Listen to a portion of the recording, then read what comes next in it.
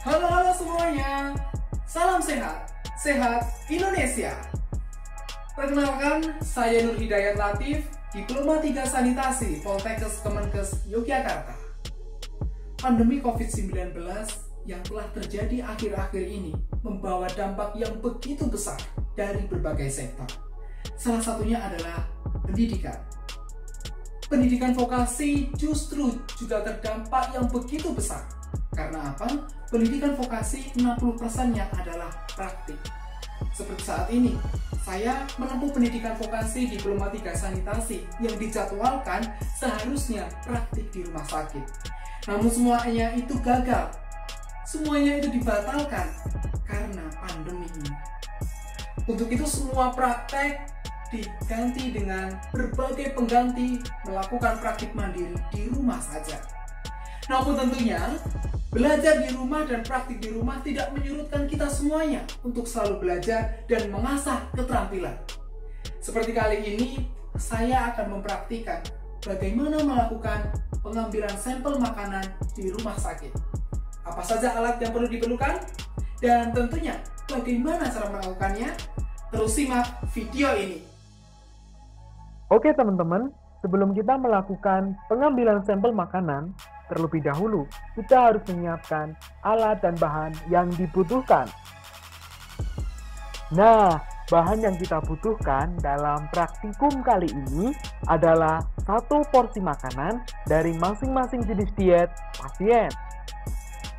Sedangkan alat yang perlu kita siapkan kurang lebih ada 6 jenis dan bisa disingkat HA, BS, PL.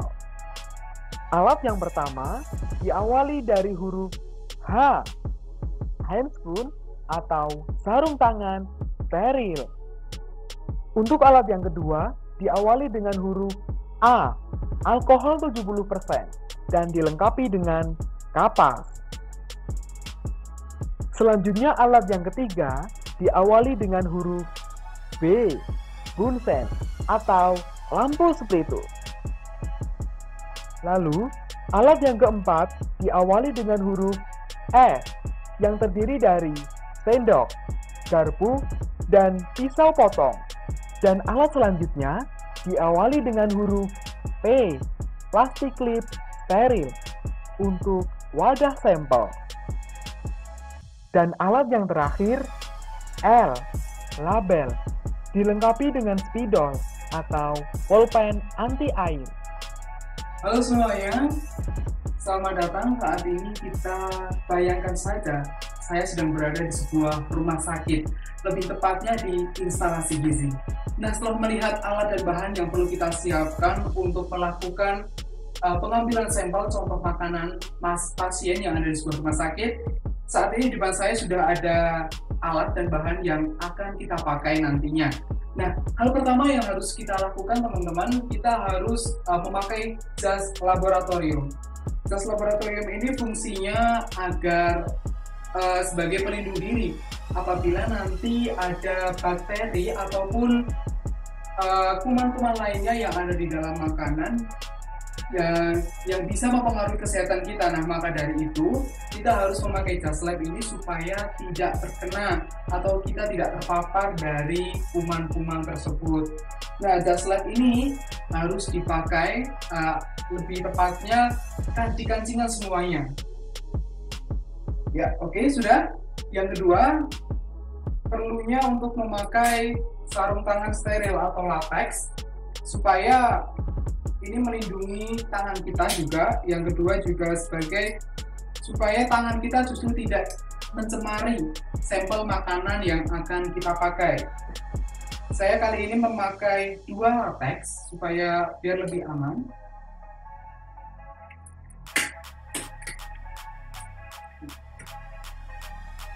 Dan latex ini harus steril ya, supaya benar-benar tidak bisa mempengaruhi sampel yang akan kita ambil. Oke, sudah semuanya. Nah, selanjutnya karena di sini tidak ada bunsen, saya memakai lilin yang harus kita hidupkan selama kita melakukan pengambilan sampel. Supaya apa? Bunsen ini kita hidupkan agar kuman yang ada di udara justru tidak masuk ke dalam sampel makanan kita. Nah, oke. Setelah itu kita lakukan sterilisasi untuk alat-alat yang nantinya akan bersentuhan langsung dengan makanan. Nah, alat yang saya pakai, sendok dan juga garpu, ini disterilkan menggunakan alkohol 70%. Caranya mudah, cukup dengan membasahi sebuah kapas, lalu kita usapkan ke sendok dan garpu. Nah, harus benar-benar menyeluruh ya. Nah, setelah melakukan sterilisasi sendok dan juga garpu, ini harus kita diamkan beberapa saat supaya alkohol yang tertempel di garpu ini justru tidak membunuh kuman ataupun bakteri yang ada di dalam sampel makanan. Nah, saya kira ini keduanya sudah menunjukkan tidak terlalu basah. Langsung saja kita mulai pengambilan sampel makanan. Nah, sampel makanan kita kali ini adalah pasien dari dengan sakit DBD. Untuk itu dietnya adalah diet tinggi energi dan juga tinggi protein. Yang pertama kita ambil nasinya. Pengambilan sampel dari seluruh ini adalah 100 gram, yang walaupun nanti di dalam pemeriksaan hanya cukup 10 gram. Ini adalah wadah plastik dari yang nantinya sebagai tempat sampel. Langsung saja dibuka.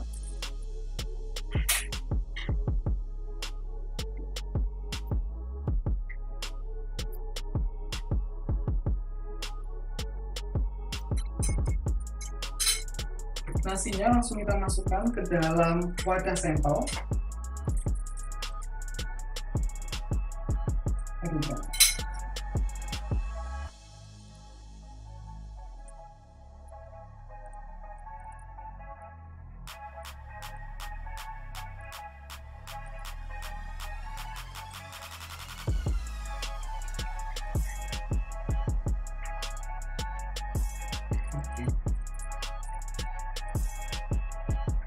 Walaupun kita tidak punya timbangan, bisa kita kira-kira. Jadi kira-kira saja sekiranya seberapa 100 gram itu.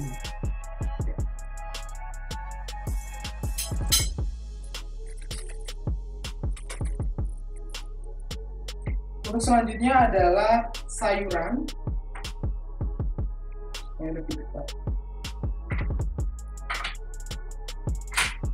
Sayur dari makanan pasien.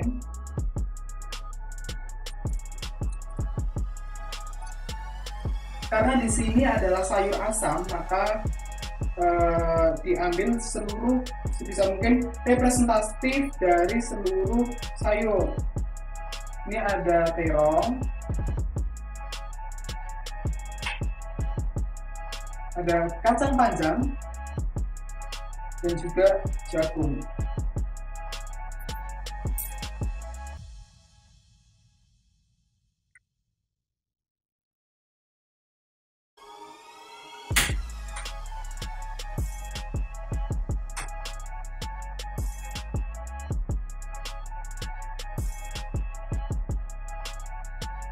Kita masukkan, karena kali ini kita melakukan pengambilan sampel untuk pemeriksaan total, makanya setiap jenis makanan yang kita ambil tidak perlu dipisah-pisahkan. Jadi langsung aja kita ambil semuanya dan dimasukkan ke dalam satu wadah.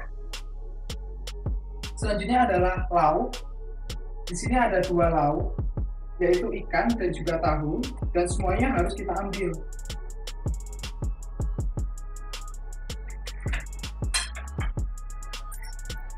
Ikannya.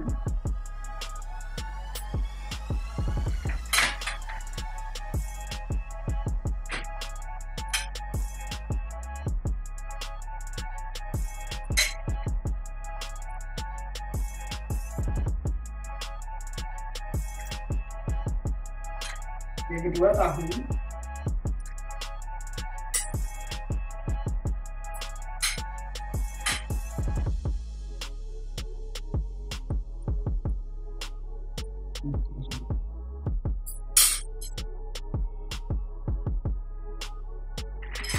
Nah, karena pasien kali ini juga ada buah, jadi buahnya juga harus kita masukkan.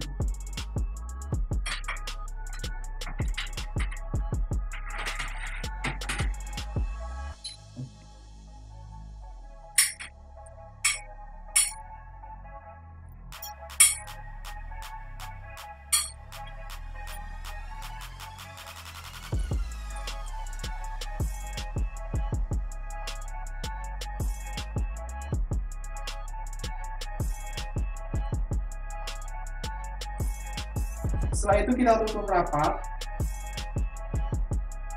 Nah, karena kita sudah selesai dalam melakukan pengambilan sampel makanan dari pasien, selanjutnya yang tidak kalah penting adalah melakukan menaruh label dari sampel yang kita ambil. Di sini adalah jenis pemeriksaan. Jenis pemeriksaannya adalah mikrobiologi makanan.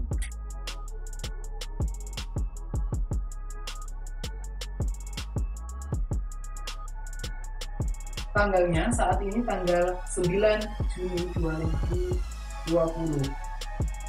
Jam shift yang dimaksud adalah ini untuk makanan siang, makan pagi atau sarapan, atau justru malam. Di sini di labelnya juga harus dijelaskan. Nah, ini adalah makanan untuk makan siang, jadi ditulis siang, dan juga dicantumkan jam makan siang dan pengambilan sampelnya jam berapa. Nah, karena saat ini menunjukkan jam 11, makanya saya tulis di sini siang garis miring 11.00 WIB. Jenis diet pasien.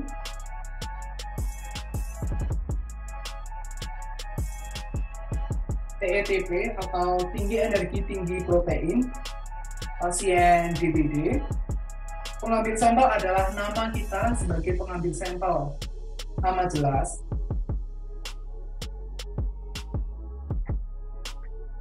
Nah, setelah selesai, kita berikan label ini di sampel makanan yang telah kita ambil.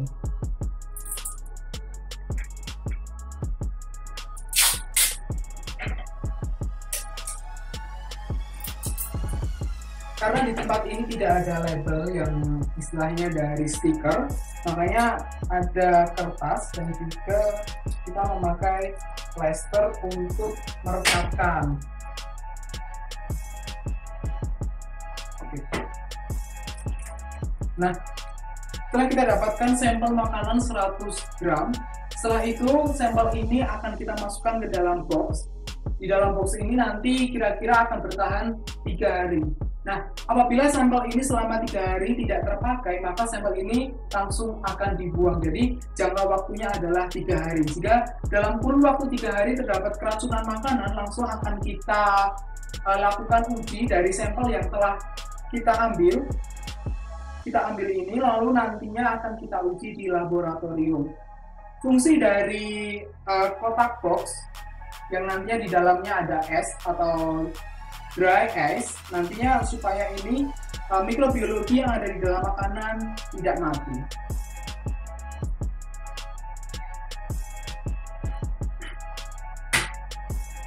Nah, oke teman-teman semuanya, kali ini pemeriksaan atau pengambilan sampel makanan sudah kita selesaikan. Nah, untuk itu saya Nur Hidayat pamit undur diri.